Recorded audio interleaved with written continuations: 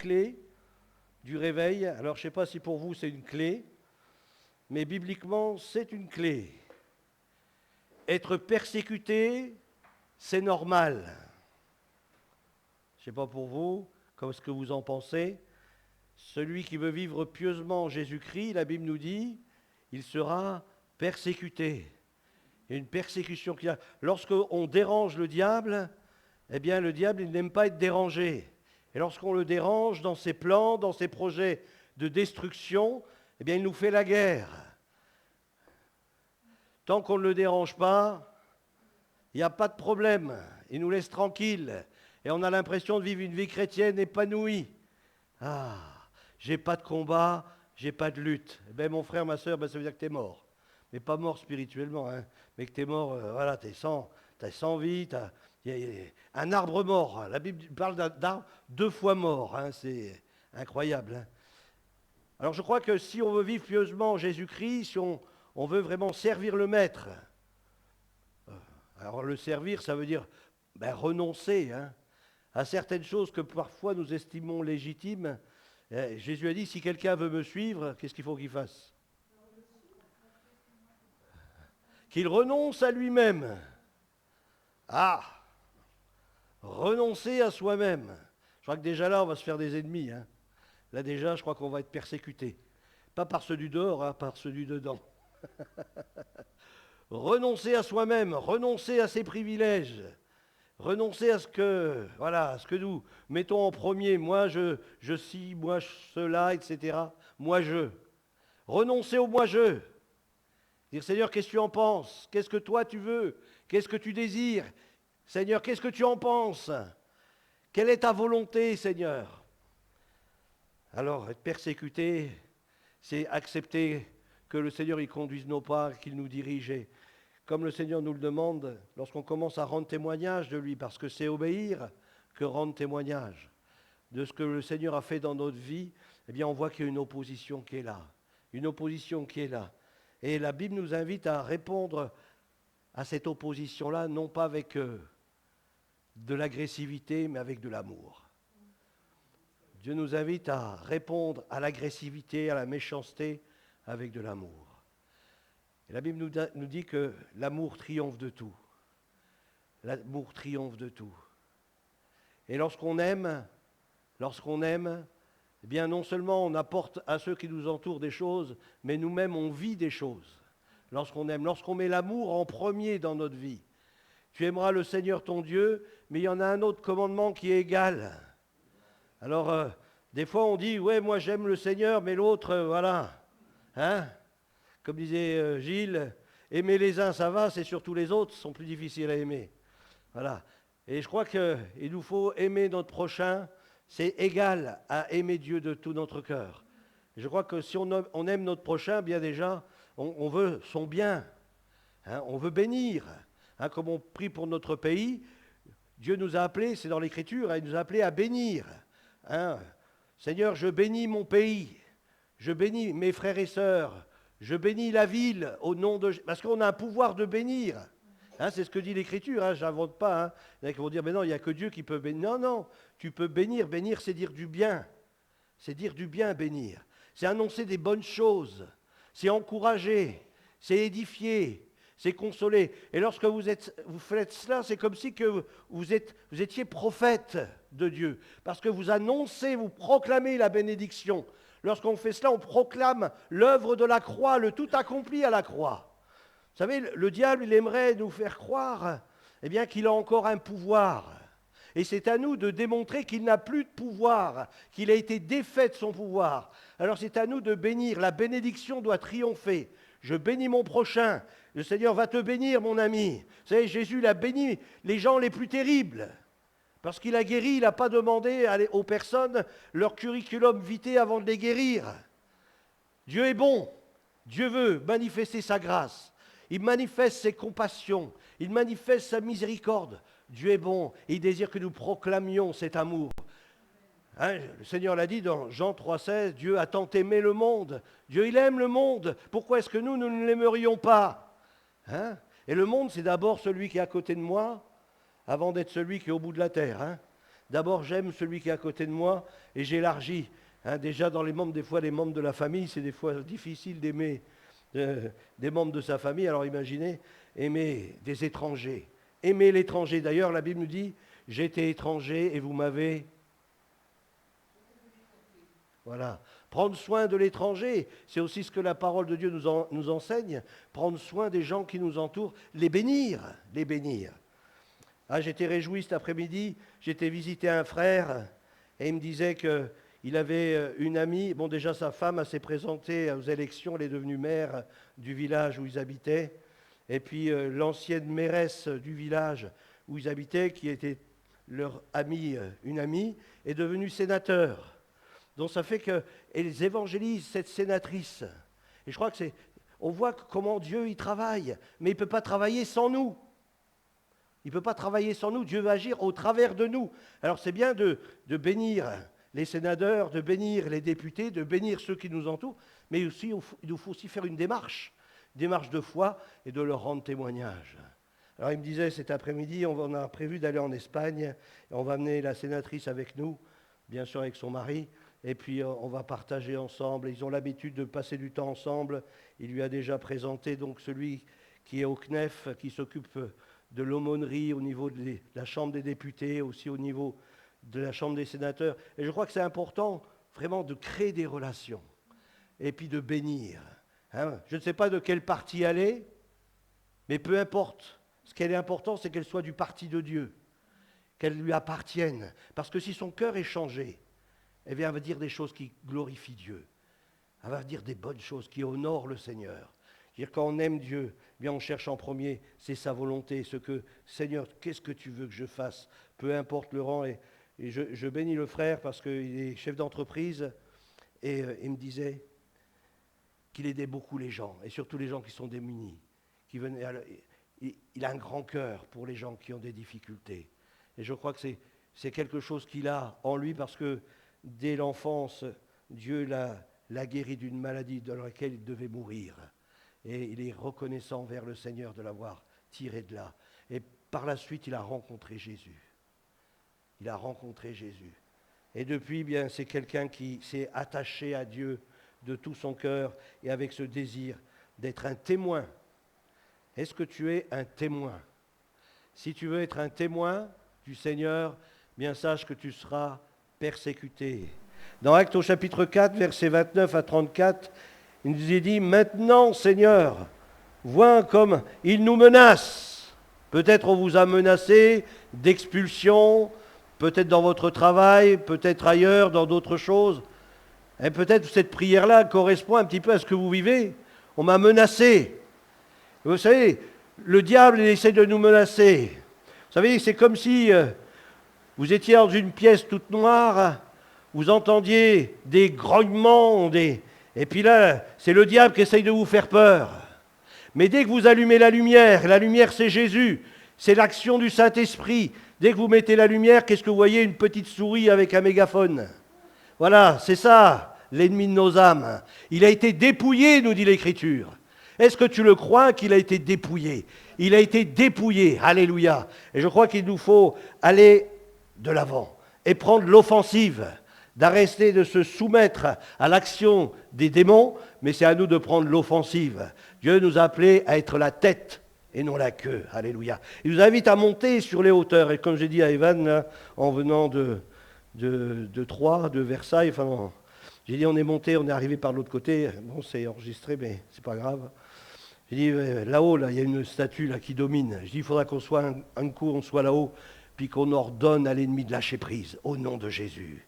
Que ce soit Christ qui règne sur cette ville, que ce soit Christ qui domine. Vous savez, dans l'Ancienne Alliance, c'est ce que j'ai expliqué à Evan lorsqu'on rentrait à la maison, sur les hauts lieux. Vous connaissez les hauts lieux? Lorsqu'il y a eu un réveil, qu'est-ce que Dieu a demandé au peuple d'Israël? Détruisez-moi tous ces hauts lieux. Tous ces hauts lieux. Tout ce qui prend de la place. Qui veut prendre la place de Dieu. Alors des fois, il y en a dans notre cœur. Hein. Déjà, c'est peut-être ceux-là qu'il faut déjà démonter. Mais déjà, les hauts lieux qu'il y a sur cette ville. Que nous apprenions à monter sur les hauteurs de cette ville et proclamer la bénédiction sur la ville de l'île, sur le Doubs. Et ordonner aux ténèbres de partir. Amen. Moi, je crois, comme le dit la parole de Dieu, qu'il y a des dominations. qu'il y a des autorités, qu'il y a des puissances. Et c'est à nous de les mettre dehors. On n'a pas le droit de les laisser régner.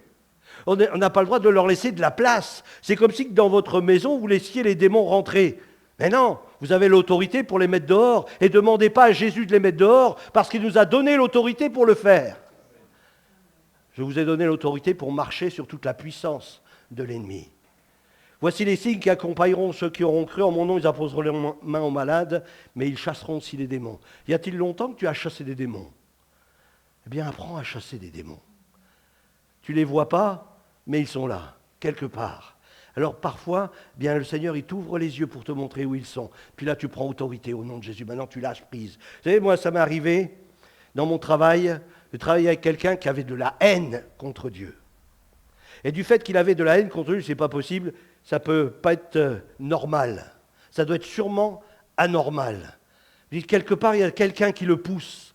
Puis là, j'ai commencé un petit peu à parler avec lui, puis il m'a raconté qu'il avait fait un début d'overdose. Et à un moment donné, il s'est trouvé comme ouvert à l'espace qui l'environne. Et puis, il est revenu à lui-même, mais quelque chose s'était passé. Il avait de la haine dans son cœur, de la haine. Comment c'est venu cette haine-là? Mais il a trouvé un accès, l'ennemi a trouvé un accès. Et lorsque j'allais au travail, et puis qu'au départ je commençais à rendre témoignage autour de moi, lui, il avait de la haine. Parfois même, il voulait me taper, hein. Il se levait presque pour m'empoigner. Oui, oui. Mais comme disait le Seigneur dans sa parole, ce n'était pas encore le temps. Alors il n'y arrivait pas, mais ce n'était pas encore le temps. Hein. Peut-être il y arrivera un temps, je ne sais pas, hein, mais ce n'était pas encore le temps.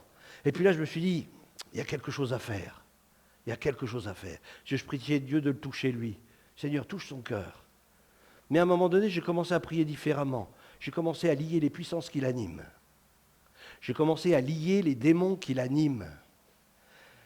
J'ai commencé à prendre les fils que le diable, il utilisait pour le faire vivre. J'ai commencé à prendre les fils pour que l'ennemi n'ait plus de pouvoir sur lui. Mais je peux vous dire qu'à partir du moment que j'ai changé ma manière de prier et que j'ai prié de cette manière-là, bien, ce n'était plus le même. Bien sûr, il n'était pas chrétien.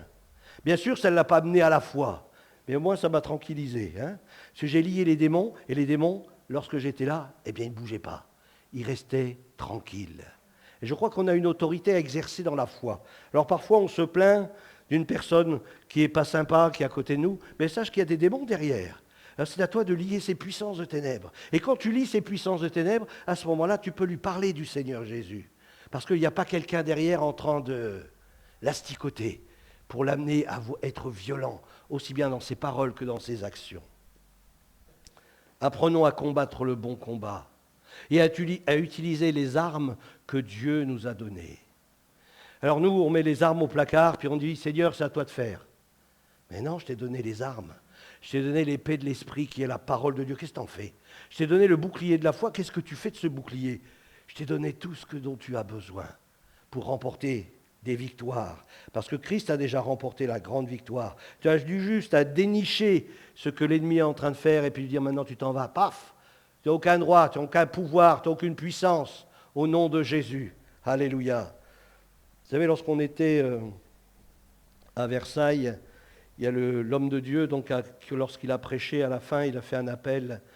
Et puis, alors je ne sais plus si c'est sa femme ou si c'est lui, ils ont commencé à proclamer la délivrance sur toutes les puissances que les personnes ils étaient liées depuis des générations. Mais je peux vous dire qu'il y avait eu du remue-ménage. Hein. On a entendu crier à un endroit, on a entendu crier à un autre endroit. On a ramené les personnes qui se débattaient dans tous les sens, on les a ramenées devant, puis on a commencé à chasser les démons au nom de Jésus. Dès qu'on commence à confronter l'ennemi face à la réalité de la parole de Dieu, des choses se passent. Moi, je crois, et vous devez le croire, qu'il y a un monde spirituel qui nous entoure. Ne fermons pas les yeux sur ce monde spirituel qui nous entoure, parce qu'il est bien réel.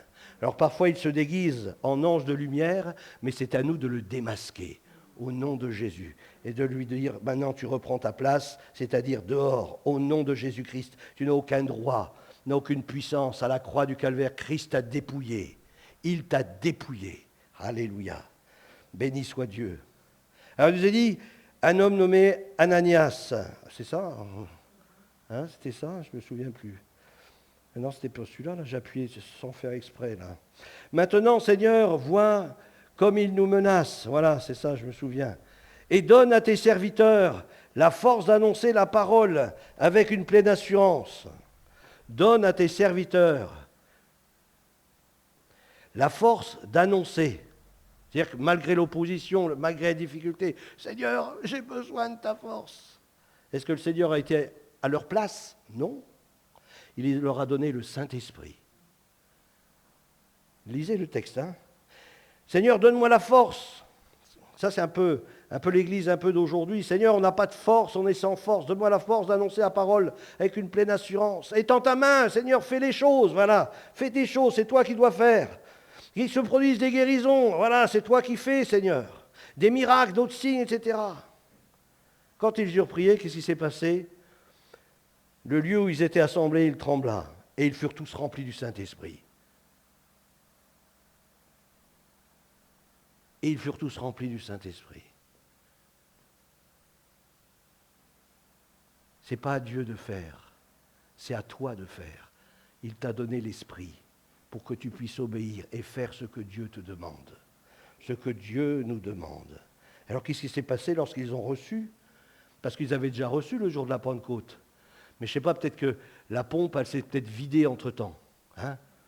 Ils avaient oublié que c'est qu'il fallait revenir dans la présence de Dieu. Dire, Seigneur, viens me renouveler. Ah, je me souviens, une fois, j'étais dans une réunion. C'est tout au début, je me suis converti. Il y a une petite réunion à Sedan.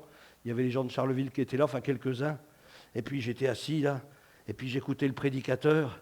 Puis à côté de moi, il y avait un frère, un Antillais, de la Martinique. Et puis on priait Alléluia, gloire à Dieu, etc. Puis à ce coup, il était à côté de moi, il faisait Alléluia, oh, gloire à Dieu, Alléluia. Oh, je lui dis, mais qu'est-ce qui arrive? Qu'est-ce qui arrive? Il était visité par le Saint-Esprit. Il était visité par le Saint-Esprit. Parce que là où ce qu'il vivait, moi je ne connaissais pas son travail, tout ce qu'il vivait, mais il vivait des choses difficiles. Eh bien le Seigneur, il l'a rempli tout à nouveau, alors qu'il était déjà baptisé dans le Saint-Esprit. Nous avons besoin de vivre continuellement dans cette onction du Saint-Esprit, constamment rempli du Saint-Esprit, demeurer rempli du Saint-Esprit. Alléluia. Elle nous a dit dans ce texte, lorsqu'il demande au Seigneur d'étendre sa main, quand ils eurent prié, le lieu où ils étaient assemblés trembla, et ils furent tous remplis du Saint-Esprit, et ils annonçaient la parole. C'est eux qui ont annoncé, hein? C'est pas Dieu qui a pris un microphone du haut des cieux et qui a dit « Repentez-vous » Eh non. Nous avons la responsabilité, nous sommes responsables. Ici, on est l'église de l'Île-sur-le-Doubs. D'accord, hein? Jusque-là, tout va bien. On a la responsabilité d'annoncer l'évangile dans toute cette région. Ne demandons pas aux autres de le faire, nous avons la responsabilité. C'est à nous d'être conduits par l'Esprit. Seigneur, comment veux-tu que j'annonce l'évangile dans cette région? Qu'est-ce que tu veux que je fasse? Alors peut-être je ne peux pas faire ceci ou je ne peux pas faire cela, mais il y a sûrement quelque chose que tu peux faire. Hein? Au moins intercéder, au moins prier, verser des larmes, dire Seigneur, sauve cette ville, sauve ces âmes. Seigneur, je vois, est-ce que tu vois en vision des enfants qui vivent des choses terribles dans cette ville? Tu peux le voir, le Saint-Esprit peut te le révéler. Moi une fois, enfin je ne l'ai pas dit ça je crois, on me parlait tout le temps quand j'allais au culte d'Israël, Israël, Israël. J'ai dit mais qu'est-ce qui se passe avec Israël? Bon j'arrivais, je débarquais, hein. Je venais de me convertir. Et puis à un moment donné, j'ai dit Seigneur, mets sur mon cœur le fardeau pour Israël. Et puis je commençais à prier, Seigneur vraiment bénis Israël. Puis d'un seul coup l'Esprit de Dieu est tombé sur moi. Et j'ai commencé à pleurer, à verser des larmes et à prier pour Israël. Seigneur, bénis Israël, visite Israël, fais du bien, Seigneur. Qu'ils sortent de leurs ténèbres et se tournent vers toi, toi qui es leur sauveur, toi qui es le roi de gloire, toi qui es Yahweh. Alléluia. Alléluia. Demande au Seigneur de déposer dans ton cœur le fardeau des âmes. Parce que lui, il en a un grand fardeau. Et il veut nous communiquer son fardeau. Il veut nous communiquer son cœur. Que tu puisses prier pour les perdus, comme lui, il a pu prier pour les perdus, comme il prie aussi pour nous. On a entendu dans une prière, il intercède, c'est vrai, il intercède pour nous. Seigneur, Père, viens déverser dans le cœur de mon Église ce fardeau pour les âmes, parce qu'il y en a encore tellement qui partent en enfer tous les jours, le fardeau des âmes. Ça m'arrivait aussi. Hein. Je lisais un livre, je ne sais plus ce que c'était comme livre, La passion des âmes, je crois, un truc de ce style-là. Et puis à la fin de ce livre, il y a une petite prière qui demande au Seigneur dépose dans mon cœur le fardeau des âmes. Puis j'ai fait cette prière. Et quand j'ai fait cette prière, j'ai commencé à prier. Puis là, l'Esprit est descendu. Vous savez, lorsqu'on obéit à Dieu, le Saint-Esprit descend. C'est pas compliqué. Quand on obéit à Dieu, le Saint-Esprit descend. Et lorsque le Saint-Esprit descend, j'ai commencé à prier avec des larmes pour les gens qui étaient perdus, qui ne connaissaient pas Jésus. Et je crois qu'on a besoin de retrouver. Et vous savez, le réveil, il commence par là. Hein. Ne cherchons pas des trucs un peu, voilà, voir des étoiles bizarres ou des paillettes d'or ou des... Non, non, le réveil, il commence là. Lorsque tu as un cœur, comme le cœur de Dieu pour les âmes perdues. Dieu veut que tous les hommes soient sauvés. Et quand il dit tous les hommes, il parle de toutes les femmes, mais il parle de tous. Il n'y a pas un qui m'a... Non, lui, il n'a pas besoin. Non, non, tous. Allez par tout le monde, prêcher la bonne nouvelle à toute la création. Tous. Alléluia. Ils annonçaient la parole de Dieu avec assurance.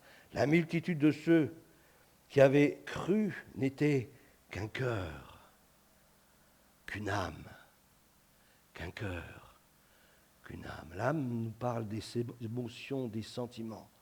Il y avait une unité qui était là.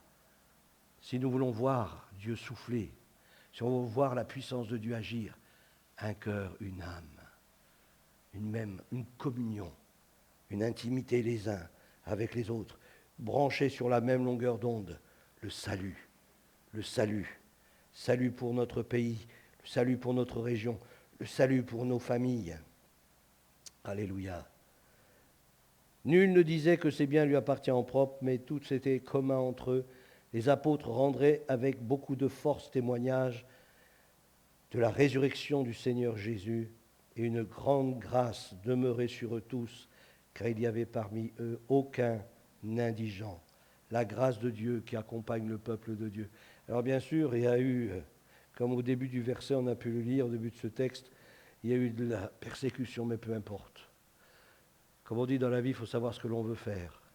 Lorsqu'on s'est engagé, et je le dis aussi dans ma famille, hein, quand tu t'es engagé dans les eaux du baptême, on ne t'a pas obligé. C'est toi qui as demandé à être baptisé. Eh bien, tu as un contrat. Remplis ce contrat. Tu as décidé de le servir dans les bons comme dans les mauvais jours. Remplis ce contrat. Obéis à Dieu. Alors, il ne fallait pas s'engager dans les eaux du baptême. Mais lorsque je m'engage dans les eaux du baptême, je décide d'obéir. Je décide d'obéir à Dieu et de devenir son serviteur, sa servante, et de faire sa volonté, même si ça me coûte. Même si ça me coûte. Alléluia. On va arrêter là. Alors qu'est-ce que j'ai marqué là ? Après avoir vécu les miracles, les chrétiens des Actes sont maintenant persécutés à cause de l'Évangile, mais c'est aussi le prix à payer. Les disciples sont dans le réveil depuis des années et pourtant, ils sont maintenant persécutés par le système religieux. Waouh ! Et c'est ce qui, au fur et à mesure des siècles en France, c'est ce qui s'est passé lorsque vous lisez un peu l'histoire. Dès que le Saint-Esprit a soufflé, les religieux sont venus, boum, ils ont persécuté. Ils ont voulu éteindre. Alors ils sont partis en Suisse, ils sont partis en Allemagne, ils sont partis en Angleterre, ils sont partis aux États-Unis. Et plusieurs réveils comme ça. Lorsqu'un réveil est venu, boum, l'esprit religieux est venu. Les religieux sont venus, voulu éteindre ce réveil. 2 Timothée chapitre 3, versets 10 à 12. Pour toi, tu as suivi de près mon enseignement. C'est Paul qui parle à Timothée, c'est son fils spirituel. Tu as suivi de près mon enseignement. C'est-à-dire que tu étais vraiment très au point. Ma conduite, parce que ce n'est pas le tout de prêcher, il faut aussi voir la vie de la personne. Mes résolutions, voilà, les choses qu'on a décidées devant le Seigneur. Saint-Esprit, tu m'as ouvert une porte, là bien, j'entre dans cette porte et je fais ta volonté. Ma foi, malgré les combats, malgré les luttes, ma douceur, c'est-à-dire que malgré l'opposition, malgré les difficultés, demeurez doux et humble de cœur. Demeurez doux et humble de cœur. C'est dur, hein ? Eh bien, il faut laisser le Saint-Esprit. Plus ma communion avec le Saint-Esprit va être intense, plus le fruit de l'Esprit va se développer en moi. Alléluia. Et ça dépend de nous, hein. Ça ne dépend pas du Seigneur, ça dépend de nous. Dieu, il veut déverser en abondance son Esprit. Lui, il en a au ciel, il y a Il y a des grosses citernes de présence du Saint-Esprit. Et puis ça ne demande qu'à être déversé. On est des vases, alors que nos vases soient remplis jusqu'à déborder. La charité. Alors la charité, c'est l'amour en action. Hein. Ce n'est pas un amour passif, c'est un amour qui est en action. Alors bien sûr, pas avec sagesse, avec intelligence aussi. Hein. Ma constance, hein, ça veut dire ma persévérance. Mes persécutions. Ah oui, ben oui, l'apôtre Paul, il était persécuté. Ça fait partie de la vie chrétienne. Persécuter, vivre pieusement Jésus-Christ, faire la volonté de Dieu, eh bien parfois, eh bien, c'est se mettre à dos certaines personnes. Mais sachant que derrière ces personnes-là, il y a des puissances qui agissent. Mes souffrances, Timothée était témoin des souffrances. Alors, comme l'apôtre Paul le dit, eh bien, il parle aussi des souffrances que lui ont causées aussi les églises. Pas seulement le monde païen, mais aussi les églises. De voir des frères et sœurs, les chrétiens à qui il avait annoncé l'évangile, des fois se comporter n'importe comment, et puis dire qu'ils sont chrétiens. Alors ça cause de la souffrance aux serviteurs de Dieu. Hein. À quelle souffrance n'ai-je pas été exposé à Antioche, à Icône, à Lystre? Quelle persécution n'ai-je pas supportée? Alléluia. Ah, qu'est-ce que c'est beau là. Qu'est-ce que vous lisez? Et le Seigneur m'a délivré de toutes. Alléluia. Ah, même l'ennemi, lorsqu'il vient pour essayer de nous écraser, pour essayer de nous terrasser, le Seigneur m'a délivré de toutes. Parce que je suis demeuré sous sa protection. Celui qui demeure à l'abri du Très-Haut, il repose à l'ombre du Tout-Puissant. Et quand ça dit Tout-Puissant, on l'a chanté, El Shaddai, le Tout-Puissant. Alléluia. C'est lui qui agit. Il est souverain. On ne peut pas... Jésus, on n'a pas pu lui faire du mal parce que ce n'était pas la volonté du Père. Hein, plusieurs fois, c'est marqué, ils voulurent le saisir, mais ce n'était pas le temps, etc. Voilà. C'est-à-dire que si je demeure dans la main du Seigneur, Dieu a fixé pour moi des temps. Si je demeure dans la main, si ce n'est pas mon temps, peu importe ce qui peut se passer. Comme disait cet évangéliste à qui le Seigneur avait dit d'aller prêcher, je ne sais pas où, en Afrique, eh bien, puis que dans l'avion, il a commencé à y avoir des turbulences, et puis que tout le monde craignait que l'avion se crache, il dit, vous inquiétez pas, on ira là où on doit aller, parce que le Seigneur m'a dit que j'allais y prêcher. Alléluia. Peu importe les événements, les situations, la terre peut trembler. Si Dieu a mis un plan dans ton cœur, c'est le plan de Dieu qui s'accomplira si tu demeures à l'abri du Très-Haut, dans sa présence, dans sa main bénie. Alléluia. Or, tous ceux qui veulent vivre, alors c'est un défi, hein, c'est un défi. Alors ne nous plaignons pas. Alors qu'est-ce qu'ils ont fait? C'est Paul et Silas. Hein, Paul et Silas, qu'est-ce qu'ils ont fait lorsqu'ils ont été battus, lorsqu'ils ont été mis en prison? Oh Seigneur, c'est ça être chrétien, je rentre à la maison. Ah non, ils ont chanté des cantiques. Ils bénissaient Dieu d'avoir été persécutés pour le nom de Jésus, d'avoir été battus pour le nom de Jésus. Ils se réjouissaient d'avoir été battus pour le nom de Jésus. Alléluia. Moi, pour nous, on a peut-être un peu du mal à saisir le truc, mais pourtant, c'est la réalité. Hein. Tous ceux qui veulent vivre pieusement Jésus-Christ seront persécutés. Ils marchent dans le miraculeux et supportent l'opposition. Marcher dans le miraculeux. Alléluia. Ils supportent l'opposition. Pas question de se refroidir à cause des difficultés. Ils cherchent en Dieu les forces pour continuer à proclamer la parole avec la puissance des miracles. Alléluia. Où en est l'Église aujourd'hui? Parce que Dieu n'a pas changé. Ces passages sont pour nous aujourd'hui. Il est le même hier et éternellement. Aujourd'hui, surtout aujourd'hui, quand nous avons besoin de sa présence, il est le même Seigneur qui veut nous bénir et qui veut agir dans nos vies au travers de nous. Alors c'est sûr, on a l'habitude, hein, je pense Jean-Claude, tu as l'habitude des sermons. Hein, tout le monde, voilà, on vient, on écoute. Un dimanche, ça va être, si le Seigneur le permet, parce qu'on ne sait pas ce qui peut y arriver d'ici là. Hein. Peut-être que Poutine va nous envoyer une bombe. On n'en sait rien. Hein. Lui le sait, pas nous. Hein. Dieu le sait. Mais ne venons pas à l'église pour écouter des sermons. Venons à l'église pour écouter Dieu. Qu'est-ce qu'il a à nous dire? Seigneur, qu'est-ce que tu veux me dire? J'ai besoin de recevoir ta parole. Seigneur, viens me bousculer. Viens me bousculer. Je suis trop confortable. Je suis trop sécure, comme on dit aujourd'hui. Je suis trop sécure, j'ai besoin que tu me secoues. On va dire, lorsque les fondements du juste, il y a un passage, je crois que c'est dans les psaumes, sont ébranlés, que fera le juste? C'est une question. Si je suis établi sur le roc, il ne va pas bouger d'un poil. Il ne va pas bouger d'un poil s'il est établi sur le roc. Mais c'est peut-être là qu'on verra la différence entre celui qui est sur le roc et celui qui est sur le sable. Alléluia. Gloire à Dieu. Amen. Alléluia. On verra la suite la prochaine fois. Voilà la 7e clé. Pour garder la faveur et la bénédiction, il y a un prix à payer, le royaume de Dieu en premier. Alléluia. Seigneur, merci pour ta parole. Merci pour le Saint-Esprit, parce que sans lui, on ne peut rien faire. Sans le Saint-Esprit, comme tu l'as dit, je vous enverrai un autre moi-même. Et cet autre toi-même, ce toi en bis, c'est le Saint-Esprit. Seigneur, tu es au milieu de nous. Tu es au milieu de nous. Et Seigneur, nous voulons vivre l'extraordinaire. Nous voulons vivre le surnaturel. Nous voulons vivre les réalités de ta parole. Nous voulons vivre avec les révélations que le Saint-Esprit nous communique. Nous voulons marcher sur les hauteurs. Seigneur, aide-nous, entraîne-nous comme tu as entraîné, Seigneur, tes disciples à monter sur la montagne, ou là sur le mont de la transfiguration. Ils ont été témoins de choses extraordinaires, de la présence du Père, d'une présence extraordinaire qui a marqué leur vie. Seigneur, nous avons besoin que tu nous marques dans le lieu secret.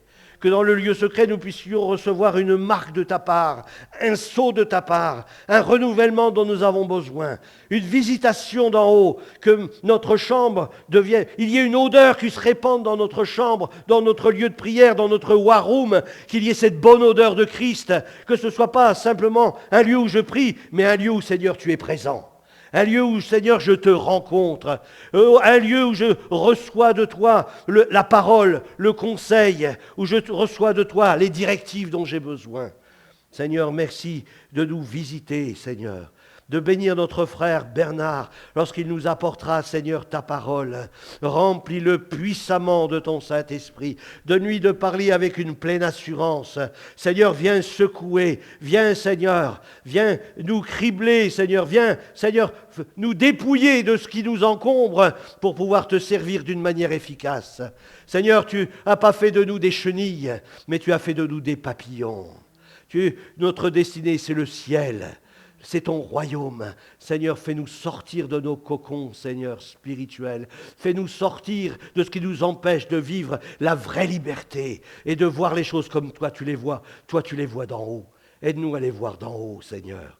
À voir les choses comme toi tu les vois.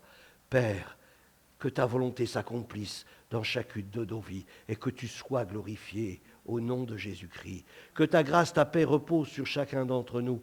Et Seigneur, que dans ta grâce, conduis-nous dans tes œuvres. Amen. Amen. Voilà, une bonne soirée. Dormez bien. Oui, alors je crois que c'est 10.